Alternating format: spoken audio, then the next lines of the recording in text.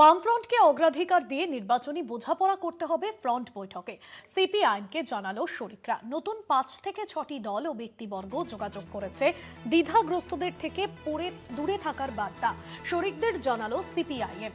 দ্বিধাগ্রস্তদের থেকে দূরে থাকার বার্তা ফ্রন্ট বৈঠকে সিপিআইএমকে জানালো শরিকরা।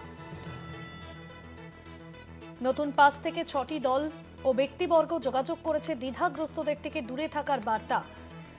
বিশেষ প্রতিনিধি অঞ্জন রায় রয়েছেন ফোন লাইনে। অঞ্জন দা, সিপিআইএম এর তরফে এ বিষয়ে কি বার্তা দেওয়া হয়েছে? দেখো, আজকে বামফ্রন্টের বৈঠক ছিল।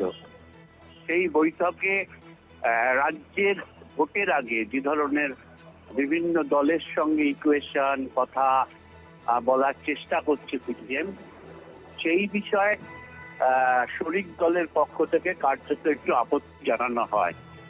তাদের বক্তব্য যে এই ব্যাপারে যেন বামফ্রন্টের বৈঠকে আগে আলোচনা করে তবে এদের সঙ্গে কথা বলা হয়, এবং বলতে পারো যে ব্যাপারে কিছুটা সিপিএম কে সতর্ক করলো বামফ্রন্টের শরিক দলের লোকরা।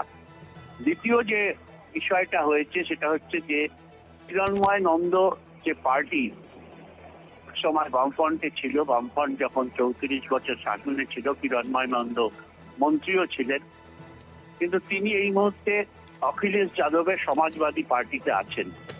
কিন্তু কিরণময় নন্দের এখানকার যে পার্টি, সোশ্যালিস্ট পার্টি এই রাজ্যের, তারা কিন্তু এখনো বামফ্রন্টের মধ্যেই আছে।